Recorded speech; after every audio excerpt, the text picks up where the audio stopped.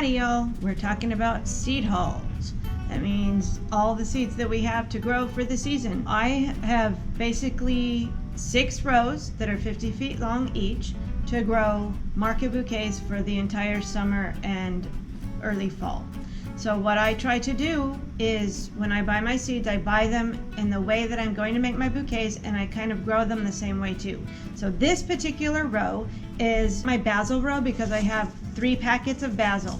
So the first one I grew last year was Mrs. Burns Lemon. The reason I grow Mrs. Burns Lemon is because she smells amazing and she is a great producer. We pinched it a little late. I think this year we won't pinch at least half of them to see what happens with them, and then we'll pinch the other half earlier.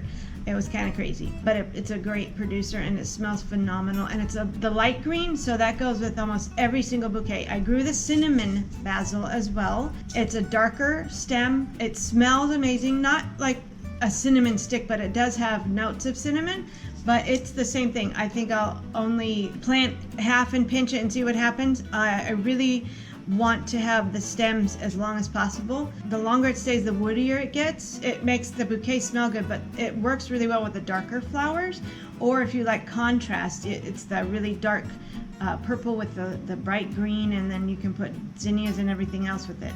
This year I have a new basil I'm going to try and grow. Basil, tomato.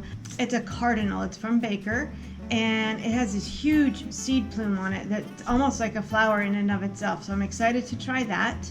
I'm not sure how to grow that, if I need to pinch it or not. I'll tell you the next time we do this. This one is Ammi Magus Green Mist. I grew this one last year, and it was so pretty that I didn't even need to wait for the flowers sometimes. When you need green fillers, sometimes you just have to grab what you've got because you can never plant enough of it.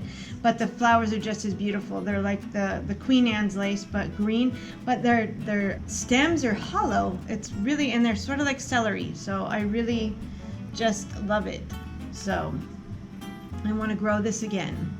And this I haven't grown yet, but it's beautiful. The bunny tails.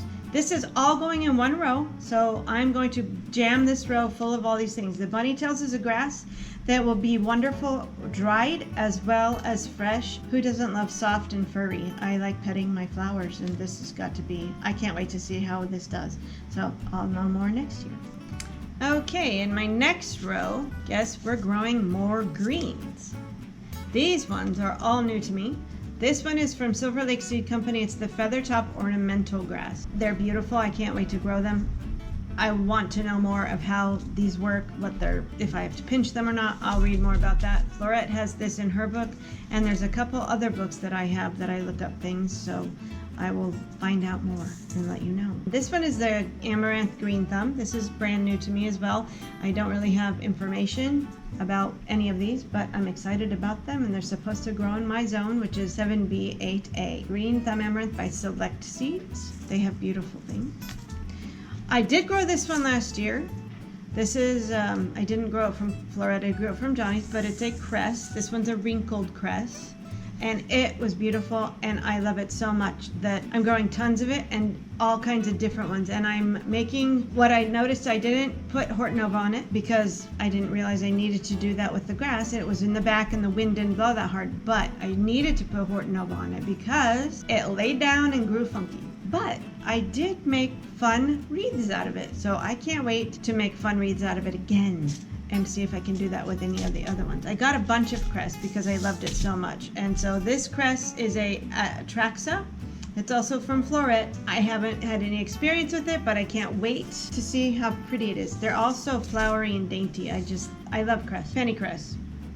Pennycress has bigger seed pods on it, bigger than the normal wrinkled cress that I grew last year. And then this one is the Green Dragon. It has like spiky bits on it. You can never, I knew this from last year, you can never have enough green. It is not only, it fills your bouquets up and makes them full and gorgeous, but it gives them such different angles and design elements, but also interest. The interest that makes them all different. The way you put it in there makes it all different, and the symmetry is different, and you're never going to have the same bouquet. I don't ever want to make the same bouquet twice. I just think they're beautiful. Now onto the amaranth. This one is called Green Tails. You can never have enough green. I can't wait to see how pretty that element is of the droop and the flow. This one is called Auroch. Auroch is like spinach, but this one's ruby gold. So you wait till it goes to seed and you use it in your bouquets. But it also has those like flat little seed pods that make it beautiful, and they change colors. They go ruby and gold in the fall. And this isn't quite green, but it is filler. So this is one whole row done. This is row number 3. Some of these things I've grown before. Some of these things I planted and they didn't grow. We'll try it again. And then some of these are brand new. So I'm excited about that. This one I love so much. This is Gomphrena.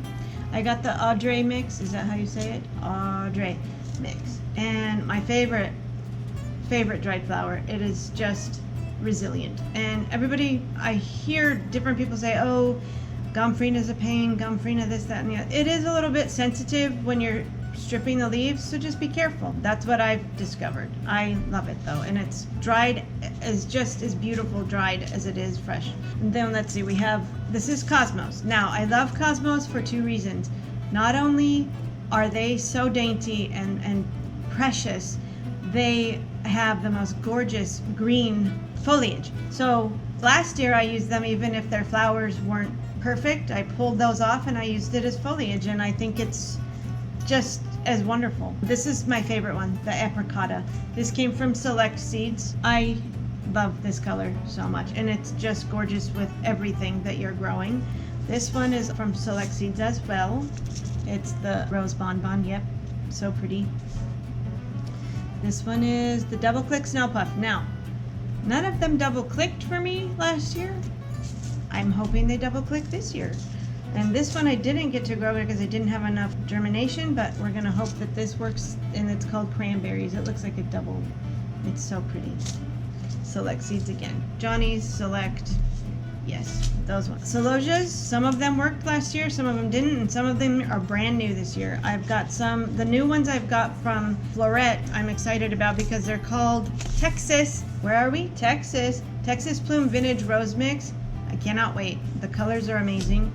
This one is the Texas Plume Summer Sherbet, not sherbet. Pretty colors, I can't wait. This is the Flamingo Feather. I had excellent germination and luck with this last year. It's so pretty. I loved petting these. They were amazing. I love them. This one I'm excited about. It's funky looking. It's called Fruit Punch. It's from Florette. Exciting.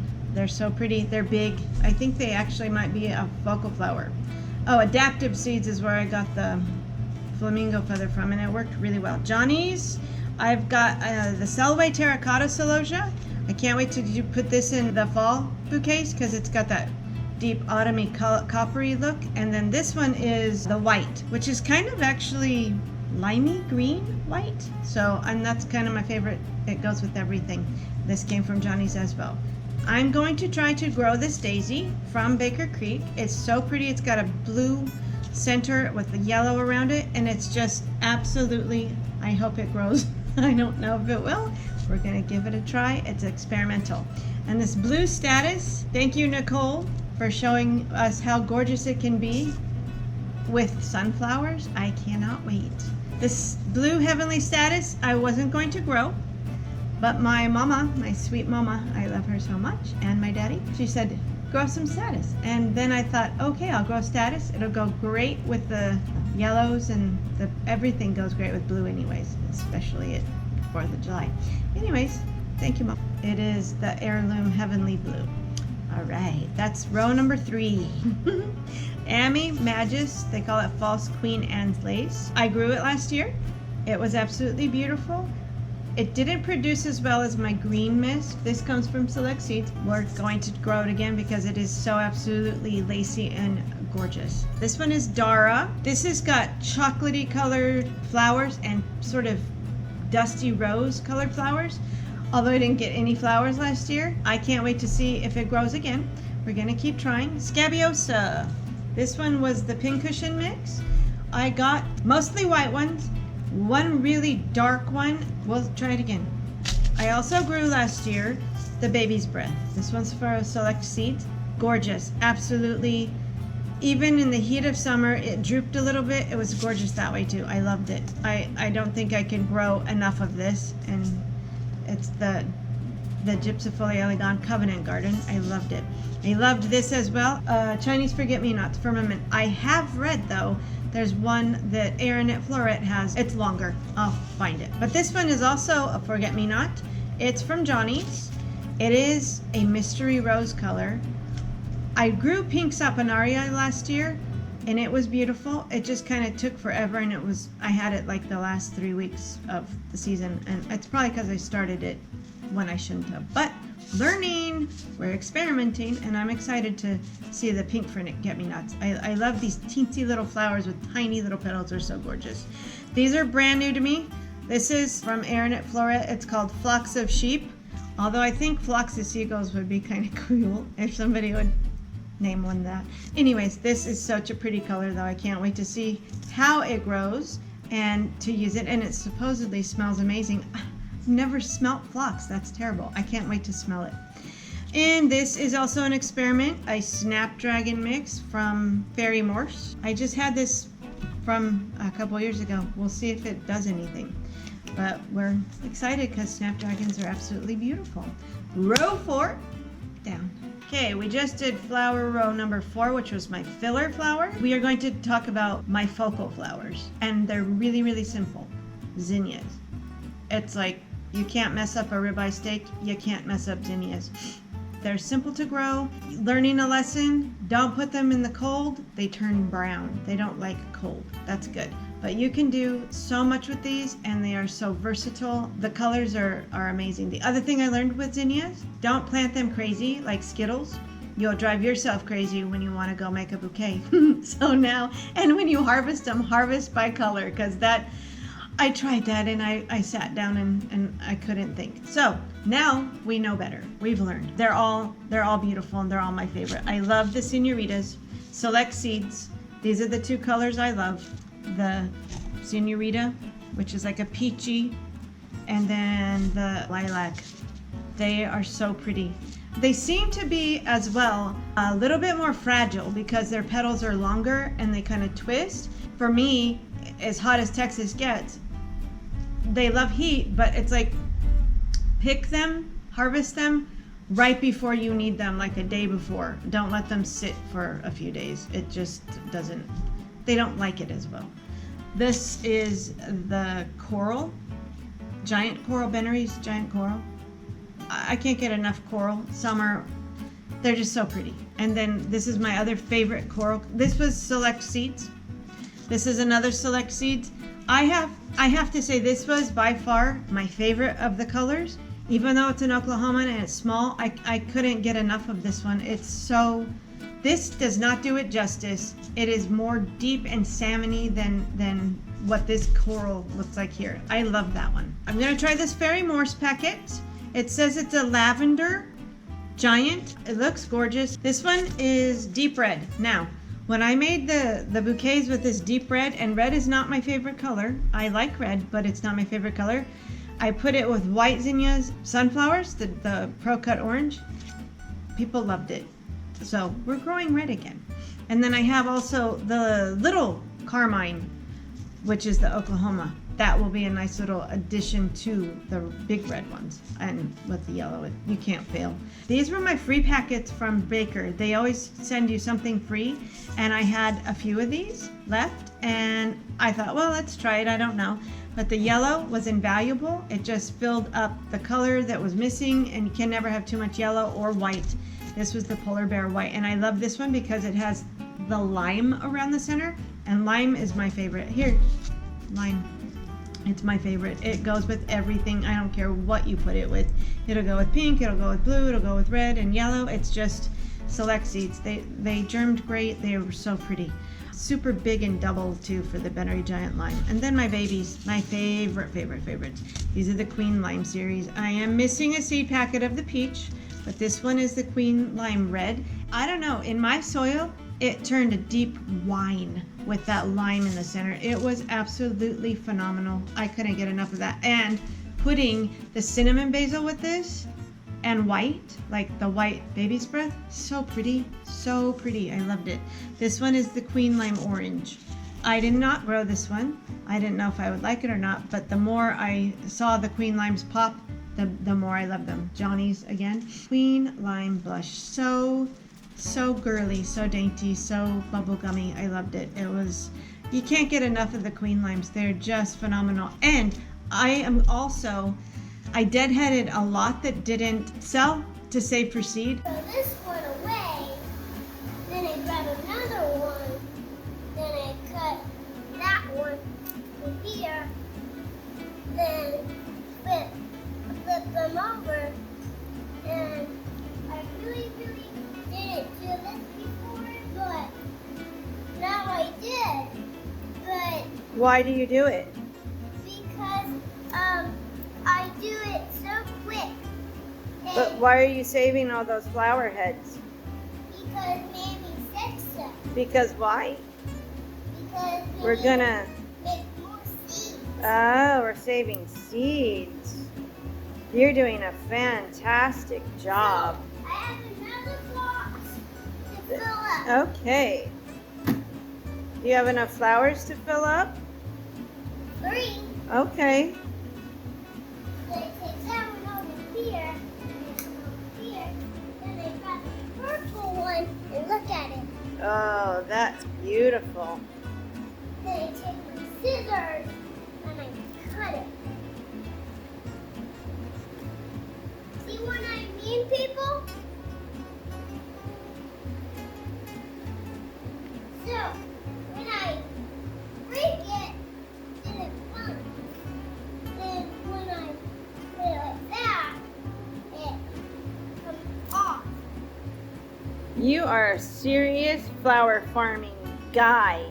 Bye-bye. Bye. Because the bees will pollinate them, and I watch a couple gals on Instagram that play with zinnias. Bloma Flowers is one of them. I can't wait to see what the bees have made. I can't wait to plant some of those too. So we'll follow along with that journey too, to see what the bees pollinated and what crazy stuff we can get out of there. So that's row 5 down. Sunflowers. We are going with sunflowerselections.com this year. We found that we're growing more sunflowers. These folks had a better bang for the buck this year for the amount that I needed. They had just the same kinds as Johnny's, but we found like this was better price-wise for us. This one is our double quick. It's kind of like a teddy bear. It's fuller and it has pointy petals on the outside. So the inside, sort of like a Cinderella's, that you wish the Cinderella's would be every single time. They're not. This one is like that, but in sunflower form. I'm really excited to see how pretty this is. Pro Cut White Light. These don't have that really dark center. They have the lighter center, which I believe will be just absolutely beautiful and happy with all the other colored things that we're growing. This one is the Pro Cut Orange. I did grow this one last year. It was amazing. And the closer you grow them together, the smaller their stems are, and the smaller their heads can be. And I just kind of experimented with that last year, and also our clay soil didn't kind of allow them to get massive and huge. But I loved every single thing that I got from that flower. I'm excited about the rest of them. This one is called the Gold Light. This one is yellow on yellow with some lime in the middle. And my husband's favorite, he's like, you have to get that, you have to get that. It's the prettiest flower I've ever seen. So there you go, honey. Yours. And I'm excited too. This one is the Pro Cut Plum. These will be really pretty to have for the fall bouquets because they're so rich and dark. I'm excited about all the flowers. They're all amazing. They're all gifts. This one's the red, Pro Cut Red. This is another one I'm going to grow for fall. It's gorgeous. But the thing with why all the Pro Cuts? Because they don't dump pollen all over the table where you have them sitting or anything. They're just nice and tight and they're pretty, and they're only 55 days. So these are workhorses and amazing producers. I was not disappointed with any of the Pro Cut flowers that I grew last year. So all this in row 6, I'm excited for. Thanks for going over my seed haul with me. It's not huge, but when you're growing market bouquets and you have a certain amount of space to grow it in, you want to plan everything out, your successions and your rows and everything's going to work together to bring you the most return on your investment and the most benefit to your customers for the beauty that you're offering. Thank you for watching.